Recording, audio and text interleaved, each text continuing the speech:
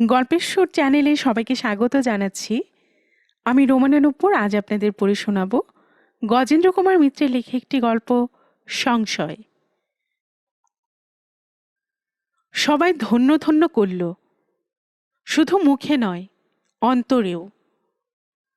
বাস্তবিক নির্মলা যে এতটা করতে পারবে তা কে ভেবেছিল? শত্রু কবল থেকে আপন শিশুকে ছিনিয়ে আনতে কোনো বাঘিনী বা সিংহিনীও এতখানি পারত কিনা সন্দেহ। অথচ নির্মলার কি বা সম্বল ছিল? ওরা ধনী নয়, সাধারণ মার্চেন্ট অফিসের চাকরি, তাও কোনো ইংরেজ, এমনকি বাঙালির বাড়ি নয়, এক মারোয়ারের গদিতে। যা মাইনে পেত তাতে কোনোদিনই কুলায়নি সতীনাথের। আগে একটা টিউশনি করলেই চলতো, এখন দুটো করে। একদা সসম্মানে এমকম পাশ করেছিল, সেই জন্য ও কাজটা এখনো অনায়াসে জোটে। নিজের বাড়ি নেই, ফ্ল্যাটের ভাড়া দিয়ে একটি শিশুর খরচা চালিয়ে কলকাতায় থাকা, তাতে এক পয়সা জমবার কথা নয়, জমেও নেই। যত্র আয় তত্র ব্যয়। থাকার মধ্যে ছিল বিয়ের সময়কার কয়েকখান গহনা এবং সতীনাথের মায়ের মৃত্যুর সময়ে পাওয়া খান দশেক গিনি। একটা ইন্স্যুরেন্সও ছিল, কিন্তু তার টাকা পাবার সময় এখনো আসেনি। রূপ? না, নির্মলার তাও ছিল না। নিতান্ত সাধারণ চেহারা, একেবারে কুশ্রী নয়, এই পর্যন্ত বলা চলে। আর যাই হোক, বুদ্ধিমান ও ধনী ব্যবহারজীবীদের প্রভাবিত করার মতো চেহারা ওর নয়। বিদ্যা? তাই বা কই? তৃতীয় বিভাগে কোনো মতে ম্যাট্রিকটা পাশ করেছিল বটে, তবে তাতে যে কিছুই লেখাপড়া শেখেনি তা বলা বাহুল্য। আর সেও তো হলো 6-7 বছরের কথা। কিছু শিখে থাকলেও তা এতদিনে ভুলে যাবার কথা। তবু তবু তো সে অসাধ্য সাধন করল। বলতে গেলে একমাত্র নির্মলারই চেষ্টায় সতীনাথ এত বড় অভিযোগ থেকে অব্যাহতি পেয়ে সসম্মানে বেরিয়ে এলো। শুধু তাই নয়, তার পুরনো চাকরিও দিতে বাধ্য হল ওর মনিবরা। অভিযোগ গুরুতর বই কি। ওদের অফিসের যে ঘরে বড় সাহেব বসেন, সেই ঘরেই থাকে লোহার সিন্দুক। সে ঘরে আর চিফ অ্যাকাউন্টেন্ট সতীনাথের ঘরের ভেতর খেলাদোরের মাত্র ব্যবধান। ঘটনাটা যেদিন ঘটে সেদিন ওদের বড় সাহেব, শালা ভগ্নিপতির 2 অংশীদারের একজন, শ্যালক, সন্ধ্যা 6টার সময় যখন অফিস থেকে বেরিয়ে আসেন, সতীনাথ তখনও বসে কাজ করছে। সতীনাথ ওঠে 7টায়। ওর সামনেই দারোয়ান রামনন্দন ওই ঘরে চাবি দিয়ে বেরিয়ে আসে। পরের দিন বড় সাহেব এসে রামনন্দনের হাতে চাবি দেন। চাবি খোলা হলে যখন নিজের ঘরে ঢোকেন, তখন রামনন্দনও তার সঙ্গে সঙ্গে ঘরে ঢোকে, জানলা দরজা খুলে চেয়ার টেবিল মুছে দেবে বলে। তারা দুজনে একসঙ্গে দেখেন লোহার আলমারির তালা ভাঙা, একটা পাল্লা খোলা, হাহা করছে। ভেতরে বড় 2টি নোটের বান্ডিল নেই। হিসেব করে দেখা গেল আগের দিনের আদায় করা মোট 23,000 টাকার ভেতর 10,000 টাকা উধাও হয়েছে। পুলিশ এলো, সরেজমিনে যতটা সম্ভব তদারক করল। নোটের বান্ডিলগুলো এক একটা কাগজে মুড়েছেন ক্যাশিয়ার বাবু। কাগজে মুড়ে তার গায়ে টাকার অঙ্ক লিখে নিজ হাতে সাজিয়ে রেখে গেছেন। তাতে কোনো আঙুলের ছাপ আছে কিনা তার ছবি নেওয়া হলো। ফটো ডেভেলপ করার পর দেখা গেল বাকি বান্ডিলগুলোতে ক্যাশিয়ার বাবু ছাড়া যার আঙুলের ছাপ আছে সে হলো সতীনাথ, যার ওই বান্ডিলে হাত দেবার কোনো কারণ নেই। কারণ 6:45 ক্যাশিয়ার বাবু টাকা রেখে সিন্দুক বন্ধ করে গেছেন। 6টায় বড় সাহেব বেরিয়েছেন অফিস থেকে। ইতিমধ্যে সতীনাথের ও ঘরে যাবার কোনো কারণ ঘটেনি। ফটো হস্তগত হওয়ার ঘণ্টা কতকের ভেতরেই পুলিশ যথারীতি সতীনাথকে গ্রেপ্তার করল। এই ঘটনার আকস্মিকতায় সতীনাথ যেন হতভম্ব হয়ে গিয়েছিল। সে একটি কথা কইল না, কারোর সঙ্গেই না। তেমনি স্তম্ভিত অবস্থাতে গিয়েই পুলিশ ভ্যানে উঠল। এমনকি স্ত্রীকে সংবাদ দেবার কথাও সে কাউকে বলে যেতে পারল না। ওরই সহকারী একটি ছোকরা, যাদব তার নাম, সে শত প্রবৃত্ত হয়ে নির্মলাকে গিয়ে খবরটা পৌঁছে দিল। নির্মলা খবরটা শুনে পর্যন্ত সমস্ত রাত কেমন একটা স্তম্ভিত অবস্থায় বসে রইল, আড়ষ্ট, কাঠের মতো। একেবারে ওর চমক ভাঙল ভোরের দিকে মেয়েটা কেঁদে উঠতে। এতক্ষণে যেন সম্বিত ফিরল ওর। সহজভাবেই উঠে মেয়েকে খানিকটা দুধ তৈরি করে খাওয়ালো। ততক্ষণ ঝিয়ে এসে গেছে। তার কাছে মেয়েটাকে দিয়ে স্নান করে এলো। এরপর ঘরদোরের খুঁটিনাটি কাজ সেরে নিজে 1 কাপ চা তৈরি করে খেয়ে নিল। আগের দিনের আহার্য যেমন রান্না তেমনি ছিল। প্রায় সবই ধরে দিল ঝিকে। ঝি একটু বিস্মিত হয়ে প্রশ্ন করল, মা, খাবার খাওনি কাল? বাবুকেও তো দেখছি না, বাবু কোথায়? মুহূর্তকাল সময় লাগলো নির্মলার উদ্গত অশ্রু সামলে নিতে। তারপর বলল, উনি কাল আসেননি। আসেননি? কেন মা? কি একটা ব্যাপার নিয়ে ঝগড়া করে সাহেবের সঙ্গে মারামারি করেছেন, তাই তারা পুলিশে দিয়েছে। মা গো, কি হবে মা? তারপর এখন কি করবে? দেখি কি হয়। ঝি কাজ ছেড়ে চলে যেতেই নির্মলা ফ্ল্যাটে তালা লাগিয়ে বেরিয়ে পড়ল। বাস বদল করে একেবারে এসে উঠল বাগবাজারে নিজের বাপের বাড়ি। বাপের বাড়ির অবস্থা ভালো না। ওরা থাকেন একটি ঘর ভাড়া করে। ওর বিয়ের পরই বাবা মারা যান। ভাইটি তখন ছোট, এই সবে বিয়ে পাশ করে চাকরিতে ঢুকেছে। এখনো সামলে নিতে পারেনি। বিপুল ঋণ ঘাড়ে চেপে আছে। তার পরের ভাইটি আরও ছোট, সবে ক্লাস 9-এ পড়ছে। সুতরাং এখান থেকে বিশেষ কোনো সাহায্য পাবার উপায় নেই তা সে জানত। তবে যেটুকু পাওয়া যায় সেটুকুই নিতে হবে। সে সংক্ষেপে কথাটা মাকে জানিয়ে বলল, মা, যে কদিন না একটা সুরাহা হয়, আমাকে নানা জায়গায় ঘুরে বেড়াতে হবে। আর কেউ নেই, তাই বলে পড়ে পড়ে অদৃষ্টের মার খাবো না। চুরি সে করেনি, করলে টাকাগুলো অন্তত থাকতো। টাকা কিছুই প্রায় নেই, তবু আমি সহজে ছাড়বো না মা। কিন্তু এই কদিন খুকিটাকে তুমি রাখো। ওকে নিয়ে থাকলে পুরুষের কাজটা হবে না, অথচ আমাকেই তো সব করতে হবে। কি আর করবে বলো? মা বললেন, তা না হয় দেখলুম, কিন্তু তুই বা কি করবি মা? একা সমর্থ মেয়ে, দেখি না কি করতে পারি। নির্মলা সেখান থেকে বেরিয়ে জিজ্ঞাসা করে করে এসে উঠল একেবারে হেয়ার স্ট্রিট থানায়। থানার ভারপ্রাপ্ত দারোগা ওর শুষ্ক মুখের দিকে চেয়ে একটু সদয় হয়ে উঠলেন। নিজে সঙ্গে করে নিয়ে গেলেন মোকদ্দমা সাহেব অথবা কোর্ট ইন্সপেক্টরের কাছে। সেখানে গিয়ে নির্মলা ধীরভাবে সমস্ত অভিযোগ শুনল। 2-1টি প্রশ্ন করে জানল যে যেভাবে সাক্ষ্য প্রমাণ দাঁড়াচ্ছে তাতে সতীনাথের অব্যাহতি পাওয়া শক্ত। ভেঙে পড়বারই কথা। নির্মলা কিন্তু ভেঙে পড়ল না।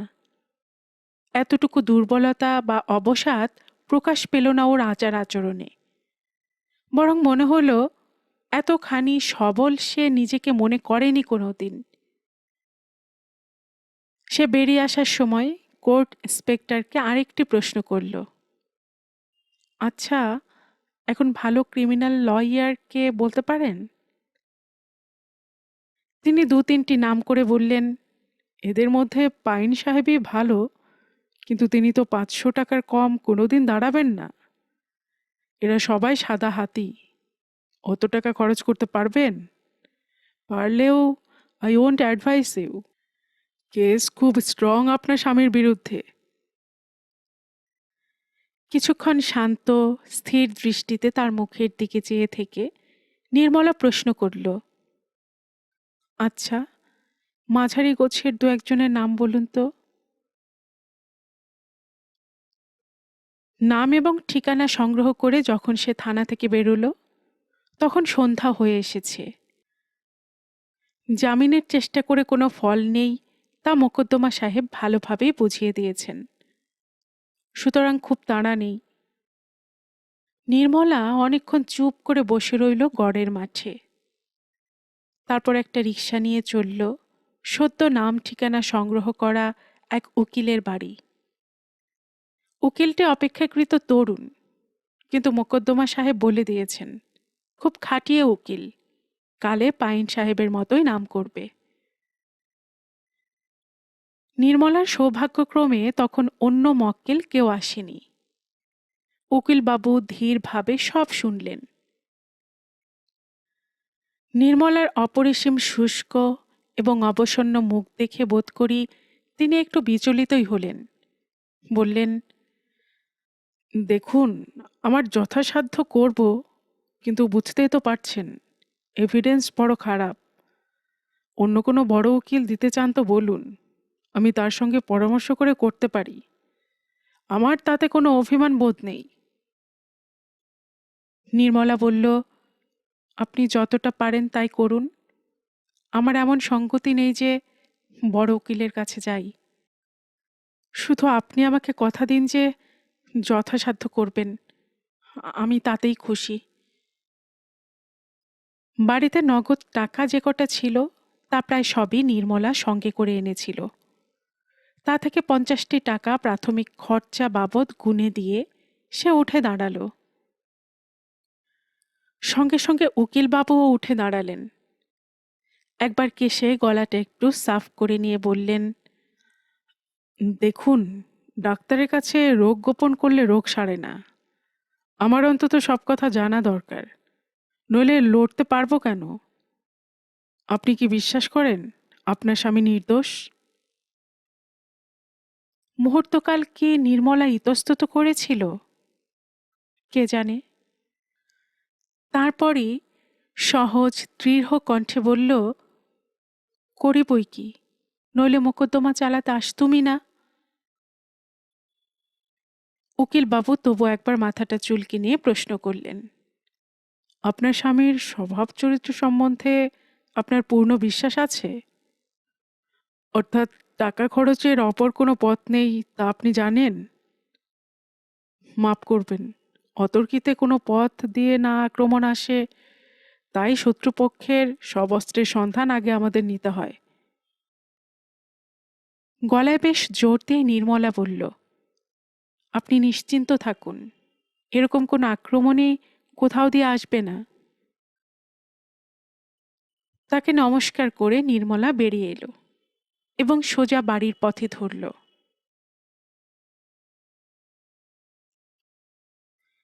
সারাদিনের উপবাস, উদ্বেগ এবং ঘোরাঘুরি, অবসন্ন পা যেন আর চলে না। কোনো মতে পা দুটো টেনে টেনে নিজের ফ্ল্যাটে পৌঁছয় নির্মলা। নিরানন্দ, নির্জন, অন্ধকার ফ্ল্যাট, অথচ কাল এমন সময় পর্যন্ত তা ছিল ওর সুখের নীড়, নিরাপদ আশ্রয়। ঘরে ঢুকে আলোটা জ্বেলেই একটা চেয়ারে যেন এলিয়ে পড়ে, আর কিছুই করতে ইচ্ছে করে না তার। এখন এইভাবে পড়ে থাকতে পেলেই সে খুশি।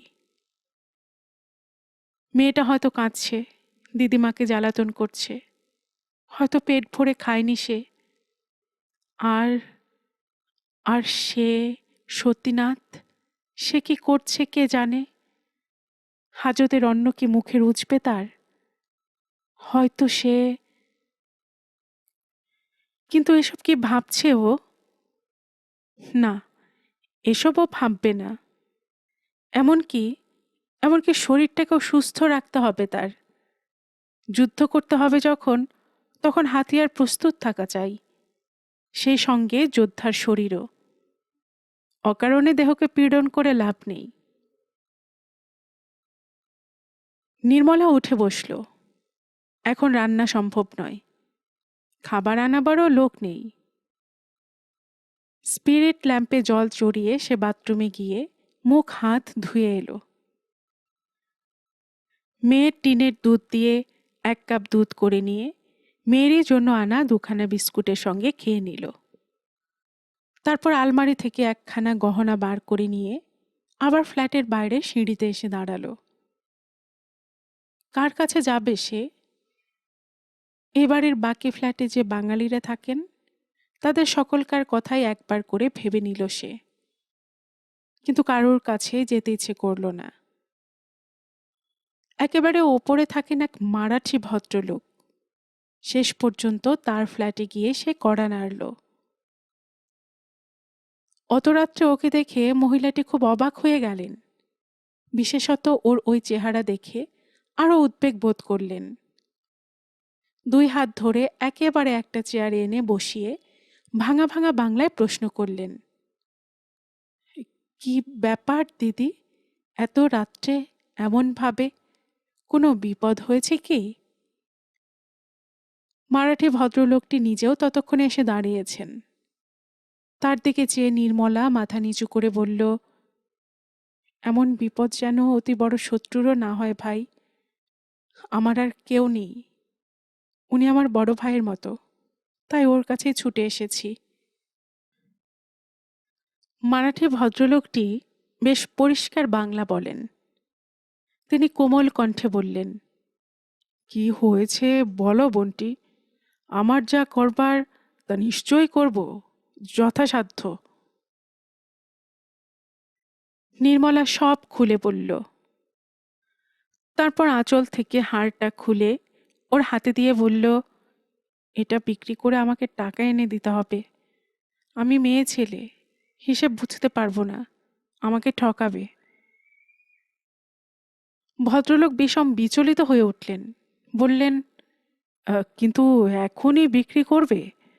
না হয় এখন কিছু টাকা আমার কাছ থেকে ধারই নাও না কেন? না, আপনি দয়া করে বিক্রি করারই চেষ্টা করুন।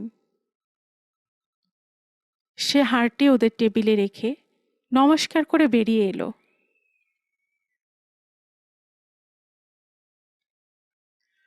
পরের দিন নির্মলা আর একটি অদ্ভুত কাণ্ড করে বসল। কলেজ স্ট্রিটের এক বইয়ের দোকান থেকে একখানা ক্রিমিনাল আইনের বই কিনে নিয়ে এলো। দোকানদারকে জিজ্ঞাসা করে বেশি দাম দিয়ে সবচেয়ে প্রামাণ্য বইখানায় সংগ্রহ করল সে। এরপর শুরু হলো ওর তপস্যা।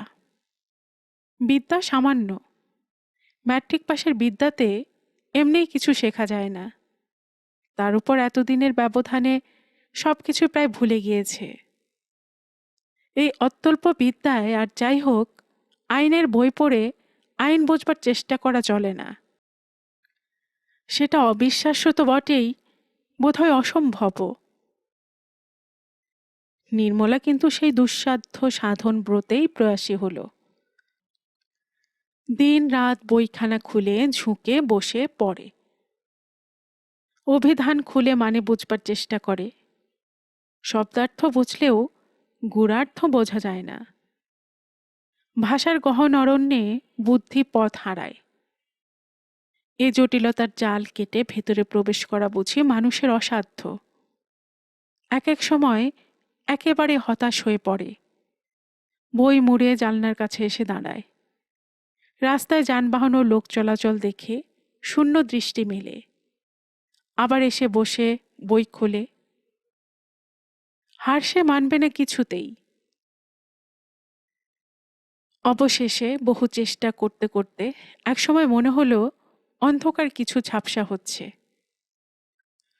বোপদেবের গল্পের মাটির কলসির মতো নিয়ত সংঘর্ষে পাথরেও দাগ পড়ল।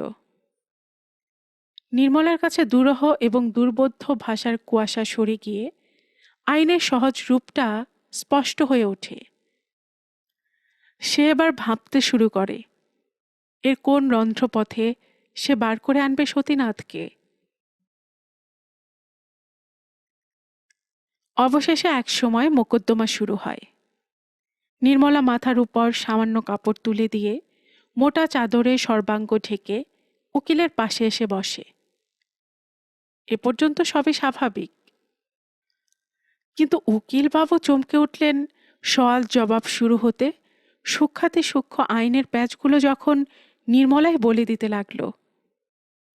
জেরার অর্ধেক জবান নিজে লিখে উকিলের চোখের কাছে ধরতে লাগলো। পুলিশ আগে ছিল নিশ্চিন্ত। ক্রমশ আসামি পক্ষের সওয়ালে প্রথমে বিপন্ন, পরে উদ্বিগ্ন, শেষ অবধি ক্রুদ্ধ হয়ে উঠল। তারাও প্রাণপণ চেষ্টা করতে লাগলো আসামির যাতে সাজা হয়ে যায়, কিন্তু তা হলো না। প্রমাণ হয়ে গেল যে নোটের বান্ডিলগুলো নিয়ে যাবার সময় সতীনাথের টেবিলের পাশ দিয়ে যেতে ক্যাশিয়ার বাবুর হাত থেকে দুটো বান্ডিল পড়ে গিয়েছিল। সতীনাথই উঠে এসে কুড়িয়ে দেয়। সুতরাং তার আঙুলের ছাপ থাকাটা অসম্ভব নয়। আলমারির হাতলে ছাপ ছিল কি না পুলিশ তা দেখেনি। নোটের বান্ডিলে আঙুলের ছাপ দেখে উল্লসিত হয়েছিল। হাতলের ফটো নেবার কথা মনে পড়েনি। দুটো মাত্র বান্ডিলেই সতীনাথের হাতের ছাপ পাওয়া গিয়েছিল। সুতরাং ও প্রমাণটার খুব জোর রইল না। দারোয়ান রামনন্দন বড় সাহেব যাওয়ার পর সারাক্ষণই ঘরের বাইরে টুলে বসেছিল। সে ভেতরে কিছু দেখেনি বটে, তেমনি সতীনাথের চেয়ার ছেড়ে উঠবার আওয়াজও পায়নি। অন্তত হলফ করে বলতে পারে না যে পেয়েছে। বামাল ধরা পড়েনি, কারণ কোনোটাই নম্বরই নোট নয়। কেউ তার নম্বর লিখে রাখারও চেষ্টা করেনি। পুলিশ লক্ষ লক্ষ সাধারণ নোটের সমুদ্র থেকে এক বিন্দু জলকণার মতো ওই সামান্য কখানা নোট উদ্ধারের কোনো চেষ্টাই করেনি। সুতরাং পুলিশের কেস শেষ অবধি টিকল না। সতীনাথ সসম্মানে মুক্তি পেল। পাল্টা মোকদ্দমার ভয় দেখিয়ে চাকরিটা বজায় রাখা হলো। এ বুদ্ধিও নির্মলার। সে বলল, এখানেই চাকরিতে বহাল না হলে অন্যত্র কাজ পাওয়া শক্ত হবে। বরং কয়েক মাস এখানে কাজ করার পর ছেড়ে অপর জায়গায় চেষ্টা করলেই হবে। এই অব্যাহতি বা সাফল্যের 15 আনা কৃতিত্বই নির্মলার। আত্মীয় স্বজন বন্ধুবান্ধবরা প্রশংসায় মুখর হয়ে উঠলেন। বাড়ির অপর ফ্ল্যাটের অধিবাসীরা চাঁদা তুলে একটি গহনা উপহার দিয়ে গেল। অভিনন্দন ও অভিবাদনের ঝড় বয়ে গেল যেন কদিন ধরে। সতীনাথের তো কথাই নেই। প্রথম নির্জন দর্শনে তার কৃতজ্ঞতা আর বাঁধ মানল না। অজস্র অশ্রুর আকারে ঝরে পড়তে লাগলো আলিঙ্গনাবদ্ধ স্ত্রীর মাথার উপর। গর্বই কি কম? সে প্রকাশ্যে তার এই দুর্ঘটনার জন্য আনন্দ প্রকাশ করে বেড়াতে লাগল। নির্মলা যে এমন, নির্মলা যে তাকে এত ভালোবাসে, এই বিপদে না পড়লে তো কোনোদিনই সে বুঝতে পারত না। এই অসাধারণ প্রেম উপলব্ধি করার জন্য পুরুষ যে কোনো বিপদেই পড়তে রাজি আছে। গর্ব আর আনন্দ নির্মলারও কম হয়নি। সকলের স্তুতি ও প্রশংসা, স্বামীর পুরুষ বন্ধুদের ঈর্ষাতুর চাহনি যেন নেশার মতো তাকে একই সঙ্গে উত্তেজিত ও অভিভূত করে তুলল। শেষে মাদক রস চুমুকে চুমুকে পান করতে লাগল বেশ উপলব্ধি করতে করতে। সুখেও আনন্দে মশগুল হয়ে উঠল ওদের ছোট সংসার। অবশেষে একদিন সে ঝড়ের উদ্দামতা কমে এলো। শান্ত হলো চারিদিকের আবহাওয়া। আবার পূর্বের মতো সহজ স্বাভাবিক এবং উত্তেজনাহীন জীবনযাত্রা শুরু হলো। তিনটি প্রাণীর ছোট্ট সংসারের সামান্য ও সাধারণ জীবনযাত্রা। ঠিক কি সবই আগের মতো চলতে লাগলো? বাহ্য তো তাই বটে, কিন্তু নির্মলা ও সতীনাথ অনুভব করে কোথায় যেন সুর কেটেছে। সতীনাথের কৃতজ্ঞতা আজও কমেনি। নির্মলার ব্যবহারে মনের মধ্যে সংশয়ের আভাস পেলেই সে জোর করে স্ত্রীর কৃতিত্বের কথাটা স্মরণ করবার চেষ্টা করে, যেন বারবার জপ করে সে স্ত্রীর নাম। তবু তবু কোথায় কি একটা গোলমাল থেকে যায়। দৈনন্দিন জীবনের সহজ অন্তরঙ্গতার ভেতর কোথায় যেন একটা পাঁচিল উঠেছে, খুবই সূক্ষ্ম হয়তো। ঠাকুর রামকৃষ্ণ যাকে বলেছেন প্রদীপের শিখার কিছুটা লাল ও কিছুটা শ্বেত অংশের ভেতর সামান্য ছায়ারেখার ব্যবধান, হয়তো তাই। তবু উঠেছে, আর তার অস্তিত্ব অস্বীকার করবারও উপায় নেই। ক্রমে ক্রমে তা প্রতিষ্ঠিতই হচ্ছে। হয়তো এতটা মনে হতো না যদি না সতীনাথ অফিসেও একটা চাপা অবিশ্বাস অনুভব করত। সবাই কথা কয়, কিন্তু কাজের কথা। হয়তো বন্ধুরা কেউ কেউ ঠাট্টা তামাশাও করে, এবং একেবারে যে তাতে অন্তরঙ্গতার অভাব ঘটে তাও না। তবু সবটা যে ঠিক আগের মতো নেই তা সতীনাথ বেশ বুঝতে পারে। সে টের পায় যে সে পেছন ফিরলেই বহু জিজ্ঞাসা ও সন্দিগ্ধ দৃষ্টি তার দিকে নিঃশব্দে চেয়ে থাকে। চোখে চোখে একটা প্রশ্ন বিনিময় হয়ে যায়। এক এক সময় সতীনাথ মনকে সান্ত্বনা দেবার চেষ্টা করে যে ওর অফিসের এই অভিজ্ঞতাই নির্মলা সম্বন্ধে এমনি একটা ধারণা গড়ে তুলেছে মনের মধ্যে। এ ওর বুঝে একটা ম্যানিয়া। এই অনুভূতির সময়গুলোতে তাই সে মধ্যে মধ্যে হঠাৎ উচ্ছ্বাস প্রকাশ করে বসে। স্ত্রীর সঙ্গে একটু মাত্রা অতিরিক্ত ভাবেই চপলতা করতে যায়, কিন্তু মাত্রা অতিরিক্ত বলেই বুঝি তা সহজ ও স্বাভাবিক হয় না। নির্মলাও প্রথম প্রথম মনে মনে প্রবলভাবে মাথা নাড়ে। না না, স্বামীকে সে কোনোদিন অবিশ্বাস করেনি, আজও করে না। ভূতকে যে বিশ্বাস করতে শুরু করেছে সেই অবিশ্বাসের কথাটা প্রবল কণ্ঠে ঘোষণা করে, আর সঙ্গে সঙ্গেই একটা অনুপস্থিত উপস্থিতি যেন অনুভব করে তার আশেপাশে। নির্মলাও তেমনি একটা ভূতের ভয় অনুভব করে। সে ভূত নেই, তার কোনো অস্তিত্ব কোথাও প্রকাশ পায়নি, তবু নিজের ভেতরেই তার উপস্থিতিটা টের পায় যেন। অবশেষে আর চাপা থাকে না। একসময় সেই দেহহীন ছায়াহীন ভূতের ভয়টাই প্রবল হয়ে ওঠে। শুকিয়ে আসে ওদের স্বামী স্ত্রীর সম্পর্কের মধ্যে উচ্ছলতার রস। কথা বলে ঠিকই, কিন্তু কেউ কারোর দিকে চায় না চোখ তুলে। পাছে চোখে চোখ পড়ে এবং তাতে করে মনের কথা প্রকাশ পায়। সহজ সুরও যেন বাজে না কণ্ঠে। ক্রমশ আচরণে প্রকাশ পায় কুণ্ঠা। ভাগ্যিস পাশাপাশি শোয় না তারা, মধ্যে খুকিটা থাকে। তা না হলে ওরা যে বহু রাত্রি পর্যন্ত বিনিদ্র থাকছে সে তথ্যটা না জানার অভিনয় আর কতদিন চালানো যেত। তবু শেষ পর্যন্ত আর থাকতে পারে না নির্মলা। যে স্বামীকে সে ভালোবাসতো একদা সারা মন প্রাণ দিয়ে, সে স্বামীকে ফিরে পেতে চায় সে। একদিন রাত্রে হঠাৎ তাই বিছানায় উঠে বসে সে বলে, হ্যাঁ গো, তুমি জেগে আছো? আছি, কেন বলো তো? বিস্ময় প্রকাশ করে, প্রশ্নও করে, কিন্তু গলার কম্পনে ধরা পড়ে যে সতীনাথ উত্তরটা অনুমান করেছে। নির্মলা একটুখানি ইতস্তত করে প্রশ্ন করে, আচ্ছা, একটা কথা জিজ্ঞাসা করব? তুমি আমার অপরাধ নিও না। ওই টাকাটা সত্যি কি তুমি নাওনি? এতদিনের সমস্ত ক্ষোভ সতীনাথের গলার ভেতর দিয়ে যেন একসঙ্গে বেরিয়ে আসতে চায়। সে প্রায় রুদ্ধ কণ্ঠে বলে, তুমিও কি ওদের মতো মনে মনে আমাকে সন্দেহ করো নির্মলা? তাহলে কেন আমাকে বাঁচাতে গেলে এত কাণ্ড করে? আইনের হাতে ছেড়ে দিলেই পারতে। অনুতপ্ত কণ্ঠে তাড়াতাড়ি উত্তর দেয় নির্মলা, আমাকে মাপ করো, আর কখনো এমন কথা তুলব না। কিন্তু তবু যত দিন যায় মনের মধ্যে এ কথাটা কিছুতেই অস্বীকার করতে পারে না নির্মলা যে যে উত্তরটা সে শুনতে চেয়েছিল সে উত্তর দেয়নি সতীনাথ।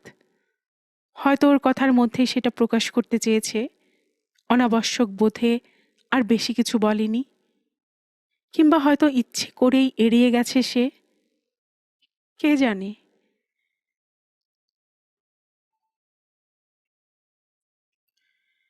গল্পের সুর চ্যানেলে এতক্ষণ আপনারা শুনছিলেন গজেন্দ্র কুমার মিত্রের লেখে একটি গল্প সংশয়। আর গল্প পাঠে এতক্ষণ আমি আপনাদের সাথে ছিলাম রোমানে নূপুর। আপনারা যারা গল্পের সুর চ্যানেলের গল্প নতুন শুনছেন, আপনাদের সুবিধার্থে একটি বিনীত অনুরোধ, যদি আপনারা আরও এমন গল্প শুনতে চান তবে নিচে সাবস্ক্রাইব বাটনে একটি ক্লিক করে রাখুন ও একটি লাইক করে রাখুন। এতে এই চ্যানেলের ভিডিওগুলি খুঁজে পেতে আপনাদের সুবিধা হবে। সবসময় সবাই খুব ভালো থাকুন, সুস্থ থাকুন ও আনন্দে থাকুন, এই প্রার্থনা রইল।